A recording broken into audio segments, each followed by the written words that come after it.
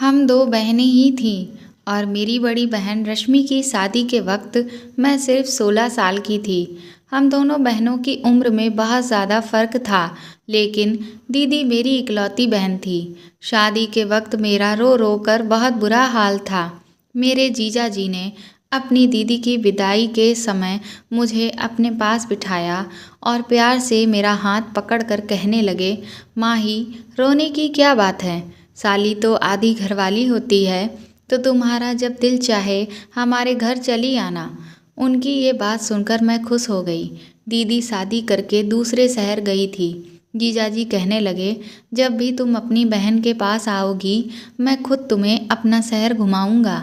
दीदी तो विदा होकर चली गई, लेकिन मेरे दिल में यह अरमान जाग उठा था कि मैं कब अपनी बहन के घर जाऊंगी और खूब मज़े करूंगी। दीदी की शादी को 1 साल गुजर गया, लेकिन मैं उनके शहर नहीं जा सकी। पूरे 1 साल बाद दीदी ने हमारे घर का चक्कर लगाया था और राजीव जीजा भी उनके साथ ही आए थे। वह बहुत ही अच्छे और प्यार से बात करने वाले थे। जितना दिन वह हमारे घर रहे, हर वक्त मेरे आगे पीछे रहते और मेरा बहुत ख्याल रखते। वह मेरे लिए बहुत सारे गिफ्ट भी लाए थे। मेरा कोई भाई नहीं था, इसीलिए मुझे उनसे लगाव हो गया था। 1 हफ्ता हमारे साथ गुजार कर दीदी वापस अपने ससुराल लौट गई। 2 महीने बाद फिर दीदी का फ़ोन आया। उन्होंने बताया कि वह प्रेग्नेंट हो गई है और यह खबर सुनकर मैं और मम्मी पापा बहुत खुश हुए। बहुत दिनों के बाद हमारे घर ऐसी कोई खुशी की खबर आई थी, लेकिन दीदी बहुत ज़्यादा परेशान थीं और मम्मी से कह रही थीं कि वह अकेले दूसरे शहर में इस हालत में नहीं रह सकती, क्योंकि उन्हें बहुत ज़्यादा उल्टी और चक्कर आ रहे हैं और डॉक्टर ने उन्हें आराम करने को कहा है। यह सुनकर मम्मी भी बहुत ज़्यादा परेशान हो गईं। मेरी बड़ी बहन तो मम्मी की जान में बसती थी। मम्मी ने उसे हमारे घर आकर रहने को कहा तो वह कहने लगी कि राजीव तो उसे छोड़ने को तैयार ही नहीं है।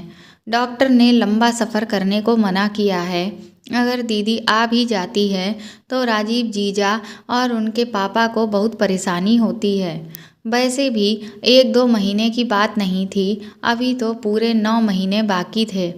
दीदी की बात सुनकर मम्मी ने कहा, तुम फिक्र ना करो, मैं माही को तुम्हारे पास भेज देती हूँ। बहन के आने से तुम्हारा दिल भी बहल जाएगा और यह तुम्हारे घर के काम काज भी कर दिया करेगी। मम्मी की बात सुनकर दीदी बहुत खुश हुई और कहने लगी, माही को अकेले ना भेजना, राजीव को मैंने कहा है, वह लेने के लिए आ जाएंगे। मैं तो कब से इस मौके की तलाश में थी और न जाने कितनी बार दुआ मांग चुकी थी, इसलिए फ़ौरन ही खुशी खुशी अपना सामान बांध लिया। मौसी बनने की खुशी तो अलग ही होती है। 3 दिन बाद ही जीजा जी मुझे लेने के लिए आ गए और मैं उनके साथ अपनी बहन के पास दूसरे शहर आ गई। दीदी के ससुराल में सिर्फ एक ससुर और जीजा जी ही थे, इसलिए मुझे यहाँ रहने में कोई परेशानी नहीं होने वाली थी, कोई झंझट नहीं थी। दीदी मुझे देखकर बहुत खुश हुई थी। उसने पहले से ही मेरी पसंद का खाना बना रखा था। मुझे रहने के लिए अपने सामने वाला कमरा भी दे दिया था। दीदी के ससुर को नमस्ते करने के लिए मैं उनके कमरे में गई तो उनका रवैया कुछ अजीब सा था। वह बिस्तर पर पड़े एक बीमार आदमी थे। मुझे देखकर अजीब अजीब बातें करने लगे। उनकी बातें मेरी समझ से बाहर थीं। दीदी मेरा हाथ पकड़कर मुझे कमरे से बाहर ले आई और कहने लगी कि उनके ससुर बहुत सालों से बीमार हैं, इसीलिए अक्सर उल्टी सीधी बातें करते हैं। आगे से उनके कमरे में जाने की ज़रूरत नहीं है। दीदी के ससुर उनकी शादी में भी नहीं आए हुए थे। राजीव का रिश्ता पापा के किसी दोस्त ने दीदी से करवाया था। मेरी उनके ससुर से पहली मुलाकात थी और सच तो यह था कि मैं उनके ससुर से मिलकर बहुत डर गई थी। मुझे दीदी के घर आए 3 दिन हो गए थे। मैं दोबारा उनके ससुर के कमरे में नहीं गई थी। जीजा जी मेरा बहुत ख्याल रख रहे थे और दीदी की तबीयत ठीक ना होने की वजह से वह ज़्यादातर बिस्तर पर लेटी रहती थी। सारा घर मैंने संभाल लिया था, लेकिन फिर एक दिन कुछ ऐसा हुआ कि मेरे रोंगटे खड़े हो गए। रात के खाने के बाद किचन साफ करके मैं अपने कमरे में आई तो मैंने सोचा कि नहा धोकर सोती हूँ। गर्मी बहुत ज़्यादा थी और मैं पसीना पसीना हो गई थी। मैं नहाने के लिए अपने कमरे के वॉशरूम में गई तो कुछ ही देर में मुझे ऐसा महसूस हुआ जैसे कोई मुझे देख रहा हो। पहले तो मुझे लगा कि मेरी बहन होगी, लेकिन अचानक ही मेरी नज़र रोशनदान पर पड़ी तो मेरे होश उड़ गए। वहाँ कोई साया सा मुझे नज़र आया था और मुझे यकीन हो गया था कि कोई छुपकर मुझे देख रहा था। इस बात ने मेरे होश उड़ा दिए। मैंने जल्दी से अपने कपड़े पहने और भागती हुई कमरे से बाहर निकली। दीदी के कमरे में पहुंची तो वहाँ दीदी और जीजा जी आराम से एक साथ लेटे थे। मैं अपनी जल्दबाजी में कमरे का दरवाज़ा लगाना भी भूल गई थी और अब उन दोनों को एक साथ देखकर मुझे शर्मिंदगी का एहसास हो रहा था। जीजाजी उठकर बैठ गए, कहने लगे, अंदर आ जाओ माही, दरवाजे पर क्यों रुक गई हो? मुझे समझ में नहीं आया कि मुझे क्या करना चाहिए। मैं उन्हें कैसे बताती कि रोशनदान पर मुझे किसी का साया महसूस हुआ है। मैंने यूं ही बात बना दी कि मैं दीदी से दूध का पूछने के लिए आई थी। दीदी कहने लगी, तुम जाकर आराम करो, अब बाकी जो भी काम होंगे मैं राजीव से कह दूंगी। मैं अपने कमरे में वापस आने लगी तो मेरी नज़र दीदी के ससुर पर पड़ी, जो बाहर से वापस लौटकर अपने कमरे में जा रहे थे। मुझे बहुत अजीब सी नज़रों से देखते हुए कहने लगे, तुम बहुत खूबसूरत और मासूम हो, अपना ख्याल रखा करो, किसी पर आंख बंद कर विश्वास मत करना। उनकी यह बात सुनकर मुझे गुस्सा आ गया। मैं सोच भी नहीं सकती थी कि वह मुझसे इस तरह की कोई बात कह सकते हैं। मैं घबरा कर फौरन अपने कमरे में चली गई और सारी रात यूं ही जागते जागते गुजार दी। दीदी ने तो कहा था कि उनके ससुर बीमार हैं और वह कमरे से नहीं निकलते, तो फिर वह इतनी रात को बाहर क्या कर रहे थे? यह बात बहुत ही अजीब थी। मुझे बहुत ही ज़्यादा बेचैनी हो रही थी। रोशनदान पर जो था वह मेरा वहम था या हकीकत? कोई मुझे देख रहा था। कहीं वह दीदी के ससुर तो नहीं थे? इस सवाल ने मुझे परेशान कर दिया था। मेरी सारी रात आंखों ही आंखों में गुजर गई थी। अगले दिन सुबह जीजा जी ऑफिस जाते हुए कहने लगे, माही, मैं शाम को जल्दी आ जाऊंगा और तुम्हें शॉपिंग के लिए बाजार ले जाऊंगा। तुम शाम को तैयार रहना। यह कहते कहते अचानक ही करीब आकर उन्होंने मेरे गाल पर हाथ फेरा और ऑफिस के लिए निकल गए। उनके इस अंदाज पर मैं चौंक गई। दीदी भी पीछे ही खड़ी थीं। कहने लगी, राजीव तुमसे बहुत प्यार करते हैं, तुम भी उनका ख्याल रखने की कोशिश किया करो, क्योंकि आजकल मैं उनका ख्याल नहीं रख पा रही हूँ। वह बहुत ज़्यादा थक जाते हैं। दीदी की बात सुनकर मैंने कहा, आप फिक्र ना करें, मैं राजीव जीजू का ख्याल रखूँगी। शाम को मैं अच्छी तरह तैयार हो गई तो राजीव मुझे शॉपिंग के लिए ले गए। उन्होंने दीदी से कहीं ज़्यादा मेरे लिए शॉपिंग कर ली थी। मेरी यह खुशी बस कुछ ही दिनों की मेहमान है। उस रात अचानक लाइट चली गई। तभी किसी ने मुझे ज़ोर से धक्का दिया। मैं बहुत डर गई। मुझे इस धक्के की उम्मीद नहीं थी। वह एकदम ही पीछे हटा तो मैं भागकर कमरे से निकल गई। मुझे अब तक कुछ दिखाई नहीं दे रहा था। अंधेरा बहुत ज़्यादा था, लेकिन मैं दीवार के सहारे दीदी के कमरे में पहुंची। वहां जाकर मैंने दीदी को आवाज़ दी तो वह कहने लगी, माही, तुम परेशान ना हो, राजीव अभी अभी लाइट देखने के लिए गए हैं। अक्सर हमारे घर की लाइट कट जाती है, राजीव जल्दी ठीक कर देंगे। दीदी ने अपने मोबाइल फ़ोन की टॉर्च जला दी थी। मेरे पास तो मोबाइल भी नहीं था। मैं दीदी के पास ही बैठकर रोने लगी। थोड़ी देर बाद लाइट आ गई। वह कहने लगी, तुम भी बहुत पागल हो, जरा से अंधेरे से घबरा गई हो, मेरा ख्याल कैसे रखोगी? दीदी की बात सुनकर मैंने कहा, ऐसी बात नहीं है, मेरे कमरे में कोई मौजूद था, इसीलिए मैं डर गई थी। मेरी बात सुनकर वह ज़ोर से हंसने लगी। राजीव मेरे साथ मेरे कमरे में थे और मेरे ससुर तो मेरे कमरे से निकलते ही नहीं। अंधेरे की वजह से तुम डर गई हो और कोई बात नहीं है। मुझे समझ नहीं आया कि दीदी को किस तरह से यकीन दिलाऊं कि मेरे कमरे में कोई मौजूद था, लेकिन वह कौन हो सकता था, यह बात मुझे समझ नहीं आई थी। अगर जीजा जी दीदी के साथ थे तो फिर मेरे साथ कमरे में कौन था? पहले रोशनदान पर पड़ने वाला साया और अब कमरे में किसी की मौजूदगी का एहसास। इस सब से मैं बहुत डर गई थी। मेरे दिमाग में रह रहकर दीदी के ससुर का ख्याल आ रहा था। लाइट ठीक करके जीजा जी कमरे में आए तो मुझे देखकर कहने लगे, देखा, मैंने तुम्हें पहले ही कहा था कि ये अंधेरे से घबरा जाएगी, तुम इसके पास चली जाओ। दीदी जीजा जी से कहने लगी, बहुत अंधेरा था, मैं अगर गिर जाती तो मुझे क्या मालूम था कि यह इतनी डर जाएगी। मैंने उन दोनों से कहा कि आप परेशान ना हों, मैं ठीक हूँ और अब अपने कमरे में जाकर सोती हूँ। मैं दीदी को ज़्यादा परेशान नहीं करना चाहती थी क्योंकि मम्मी ने मुझे मना किया था कि डॉक्टर ने दीदी को टेंशन देने के लिए मना किया है। मैं डरते डरते वापस अपने कमरे में आ गई थी और दरवाज़ा लॉक करके बिस्तर पर लेट गई। नींद तो मुझे नहीं आ रही थी। मैं सोच रही थी कि किसी ना किसी बहाने से घर वापस लौट जाऊं। जो भी था, यह मेरा वहम नहीं था। इस बात का मुझे अच्छी तरह से यकीन हो गया था कि कोई मेरी तन्हाई का भरपूर फ़ायदा उठाने की कोशिश कर रहा था। अगले दिन जीजा जी किसी काम से थोड़ी देर के लिए दोपहर के वक्त ऑफिस से घर लौट कर आए। उस वक्त दीदी दवाई खाकर अपने कमरे में गहरी नींद सो रही थीं और मैं किचन में खाने की तैयारी कर रही थी। राजीव जीजू किचन में ही चले आए और मुझे पीछे से पकड़कर अपनी बाहों में जकड़ लिया। मुझे उनसे इस व्यवहार की बिल्कुल उम्मीद नहीं थी।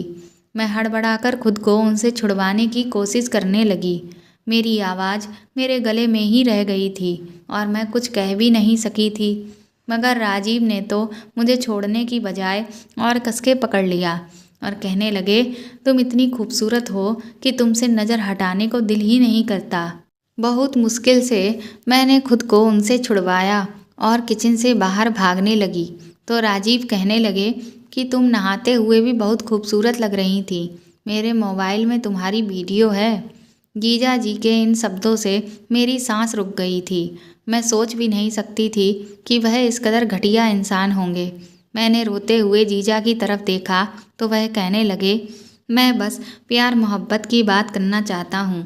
जैसे ही जीजा ने मेरी तरफ कदम बढ़ाया, मैं भागते हुए अपने कमरे में चली गई और खुद को लॉक कर लिया। मैं डर से कांप रही थी। मैंने जीजा का जो रूप आज देखा था उसे पहले कभी नहीं देखा था। मैं तो उन्हें भाई की तरह समझती थी, लेकिन वह तो मेरी इज्जत के दुश्मन निकले थे।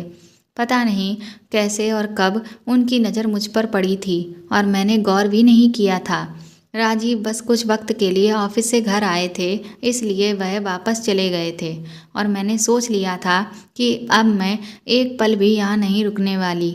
शाम के वक्त जब दीदी अपने कमरे से उठकर मेरे पास आई तो उस वक्त तक मेरी आंखें रो रो कर सूज चुकी थीं। वह परेशानी से पूछने लगी कि क्या हुआ है, किस बात से तुम इतना रो रही हो। मैंने दीदी से सच छुपाया क्योंकि उनकी हालत ऐसी नहीं थी कि मैं जीजा के बारे में इतनी बड़ी बात बताती।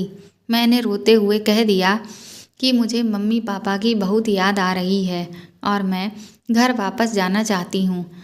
मेरी बात सुनकर दीदी ने मुझे गले से लगाया और कहने लगी, इतनी जरा सी बात पर तुमने रो रो कर आँखें सुजा ली हैं। तुम फिक्र ना करो, शाम को ही मैं राजीव के साथ तुम्हें वापस भेज देती हूँ। जीजा के साथ एक शहर से दूसरे शहर का सफ़र सोचकर मेरे रोंगटे खड़े हो गए थे। मैंने दीदी से कहा कि पापा मुझे लेने के लिए आएंगे, मैं पापा के साथ जाऊंगी। दीदी कहने लगी, ठीक है, अच्छी बात है, इस तरह से मैं भी पापा से मुलाकात कर लूँगी। दीदी की बात सुनकर मैं खुश हो गई और दीदी जैसे ही मेरे पास से उठकर अपने कमरे में गईं तो उनकी ज़ोरदार चीखने की आवाज़ आई। मैं फौरन दीदी के कमरे की तरफ भागी तो ये देखकर मेरे होश उड़ गए कि दीदी बिस्तर के पास गिरी हुई थीं और अपना पेट पकड़कर जोर जोर से चीख रही थीं। मैंने दीदी को उठाकर बिस्तर पर लिटाया और बहुत देर तक उनके पास बैठी रही। उनकी हालत मुझे बिल्कुल भी ठीक नहीं लग रही थी। मैंने दीदी से कहा कि डॉक्टर के पास चलते हैं, लेकिन उन्होंने साफ मना कर दिया और मेरा हाथ पकड़कर कहने लगी, माही तुम मुझे छोड़कर ना जाओ, मैं इस हालत में अकेली नहीं रह सकती। आज तो तुम थी जिसने आकर मुझे उठाया और मेरा ख्याल किया है, लेकिन तुम्हारे जाने के बाद अगर ऐसा कुछ हुआ तो मैं और मेरा बच्चा ऐसे ही मर जाएंगे। दीदी की बात सुनकर मैं बहुत परेशान हो गई। बहुत मजबूरी में मैंने कुछ दिन रुकने का फ़ैसला किया और दीदी से कहा कि आप बिल्कुल फ़िक्र ना करें, मैं आपके साथ ही हूँ। मेरी बात सुनकर दीदी को बहुत खुशी हुई थी और मुझे गले से लगा लिया। जीजा भी वापस आ गए थे। दीदी ने उन्हें भी बताया कि गिरने की वजह से मेरी तबीयत बहुत ख़राब हो गई थी। यह सुनकर राजीव भी परेशान हो गए और मुझसे कहने लगे कि जाओ अपनी दीदी के लिए दूध ले आओ। मैं किचन में जाकर दूध बना रही थी कि एक बार फिर राजीव किचन में आ गए और मेरे साथ ज़बरदस्ती करने लगे। मैंने राजीव को धक्का दिया और गुस्से में कहा कि आपको शर्म नहीं आती, आपकी पत्नी की हालत इतनी ख़राब है और आप अपनी साली के साथ ऐसी हरकतें कर रहे हैं। जीजा जी को मेरी बात का कोई असर ना हुआ और वह मेरे साथ ज़ोर ज़बरदस्ती करने लगे। मैं ज़ोर ज़ोर से चीखने लगी थी। मेरी आवाज़ पर दीदी आ गई। मैं इस कदर घबराई हुई थी कि दीदी की तबीयत का सोचे बिना ही मैंने उन्हें जीजा जी का सारा सच बता दिया। दीदी ने एक नज़र मुझ पर डाली और दूसरी नज़र जीजा जी पर और उससे कहने लगी कि तुम कैसे मर्द हो जो एक 17 साल की लड़की को भी काबू नहीं कर सकते। इसने पिछले 1 हफ्ते से ही तुम्हें अकेले नचाया हुआ है और तुम अभी तक कुछ नहीं कर पाए। दीदी की बात सुनकर मेरे कदमों तले से ज़मीन निकल गई थी। मैंने हैरानी से दीदी से पूछा कि यह आप क्या कह रही हैं। दीदी के चेहरे पर एक अजीब सी मुस्कुराहट आई और वह मेरा हाथ पकड़कर मुझे अपने साथ अपने कमरे में ले गई। मैं हैरत से दीदी को देख रही थी। दीदी ने मुझे अपने पास बैठाया और मेरे बालों में हाथ फेरकर कहने लगी, देखो माही, मेरी बात गौर से सुनो। मैं राजीव का सारा सच जानती हूँ, लेकिन जो कुछ राजीव तुमसे चाहता है वह तुम्हें करना ही होगा। मैं गुस्से में उठ खड़ी हुई और मैंने दीदी से कहा, आप कैसी बातें कर रही हैं? क्या आप जानती हैं कि आपका पति मेरे साथ क्या करना चाहता है? वह मुझे इस्तेमाल करना चाहता है। आप कैसे ऐसे इंसान के साथ ज़िंदगी गुजार सकती हैं जो कि आपके प्रेग्नेंट होने के बाद भी आपकी बहन पर नज़र जमाए बैठा है? वह आपको और आपके बच्चे को सारी ज़िंदगी क्या देगा? मेरी बात सुनकर दीदी कहने लगी, तुम्हें राजीव के साथ वह सब कुछ करना ही होगा जो वह तुमसे चाहता है, वरना वो कभी बाप नहीं बन सकेगा। दीदी की बात सुनकर मैंने कहा, आप कैसी बातें कर रही हैं? आप पेट से हैं और जीजाजी बाप बनने वाले हैं। दीदी ने कहा, नहीं, मैं माँ नहीं बन सकती। यही बात पता चलने पर मैंने तुम्हें यहाँ बुलाया था ताकि तुम यहाँ आकर मुझे और राजीव को एक बच्चा दे सको। राजीव किसी और का बच्चा गोद नहीं लेना चाहते थे, उन्हें अपना बच्चा चाहिए था और इसके लिए मेरे पास इससे ज़्यादा आसान रास्ता नहीं था। मैं किसी औरत को अपनी सौतन बनाकर नहीं लाना चाहती थी, इसीलिए मैंने फ़ैसला किया है कि मैं इस काम के लिए तुम्हें कुर्बान कर दूंगी। वैसे भी तुम मेरी सगी बहन नहीं हो। मैं राजीव से बहुत मोहब्बत करती हूँ और उसे किसी कीमत पर छोड़ना नहीं चाहती। इसलिए मैं चाहती हूँ कि तुम गर्भवती हो जाओ और मेरी और राजीव की ज़िंदगी में बच्चे की इस कमी को पूरा कर दो। मैं तो अब तक जीजा जी को अपना दुश्मन समझ रही थी, लेकिन मेरी बहन भी इस गंदे खेल में बराबर की हिस्सेदार थी। अपना घर बचाने की खातिर मेरी बहन ने मेरी ज़िंदगी को दांव पर लगा दिया था। मैंने अपनी बहन के आगे हाथ जोड़ लिए और उससे कहा कि मुझे घर वापस भेज दे, लेकिन मेरी बहन ने मेरी एक न मानी और रात के अंधेरे में मुझे अपने पति के कमरे में भेज दिया। मेरे पास बचने की कोई गुंजाइश नहीं थी, क्योंकि मेरी बहन ने मुझे धमकी दी थी, अगर मैंने उसकी बात ना मानी तो राजीव मेरे साथ ज़बरदस्ती करेंगे। उसका इल्ज़ाम भी मेरे किसी झूठे आशिक के नाम पर डाल देंगे और मैं सारी ज़िंदगी अपने मम्मी पापा को अपने चरित्र की सफाई नहीं दे सकूंगी। मैंने सोचा भी नहीं था कि कभी मेरी बहन मेरे साथ ऐसा व्यवहार करेगी।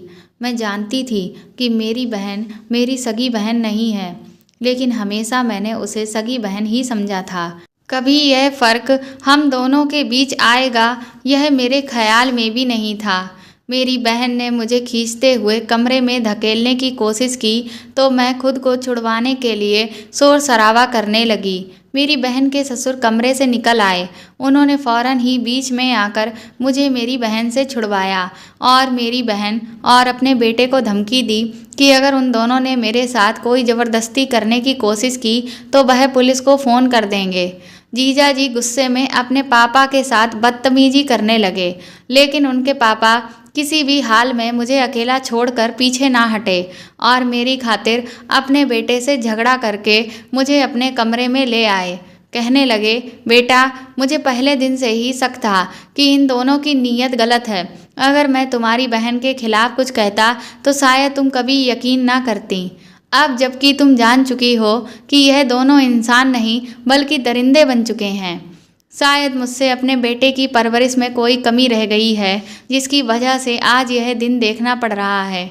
मैंने राजीव के पापा के फ़ोन से ही अपने घर फ़ोन मिलाया और अपने पापा को सारी हकीकत बता दी। अगली सुबह मेरे पापा मुझे लेने के लिए आ गए। उन्होंने मेरी बात पर दीदी से हमेशा के लिए सारे रिश्ते ख़त्म कर दिए।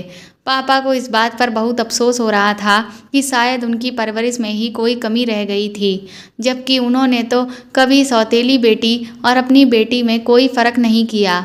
इसीलिए बेटी ने उनके प्यार का यह सिला दिया है और मैं सोच रही थी कि मेरी कौन सी अच्छाई मेरे काम आ गई जो राजीव जैसे शैतान के पापा मेरी आवाज़ सुनकर मुझे बचाने आ गए। इस बात को कई साल गुजर गए हैं। हमारी दीदी के साथ हमारा कोई रिश्ता ना रहा, लेकिन एक बात मुझे अच्छी तरह समझ आ गई कि मेरी माँ ने मुझे दीदी के घर रहने के लिए भेजकर बहुत बड़ी गलती की थी और मैंने एक गैर मर्द पर भरोसा कर बहुत बड़ी भूल की थी। मेरी बहन ने जो कुछ मेरे साथ किया वह बर्दाश्त से बाहर था, लेकिन आज की दुनिया में यही सब कुछ हो रहा है। इसीलिए हर कोई अपनी इज्जत को बचा कर रखे, किसी पर अंधविश्वास ना करे, क्योंकि कुछ रिश्ते ऐसे होते हैं जो अपने मतलब के लिए कुछ भी कर सकते हैं। उनको किसी से कोई मतलब नहीं होता, बस अपना मतलब निकलना होता है। तो दोस्तों, आपको यह कहानी कैसी लगी कमेंट करके ज़रूर बताएं और प्लीज़ मुझे सपोर्ट करें। मेरी कहानी को ज़्यादा से ज़्यादा शेयर और लाइक करें और अगर आप मेरे चैनल पर नए हैं तो इसे सब्सक्राइब करके बेल आइकन को ज़रूर दबा दें। Thank you.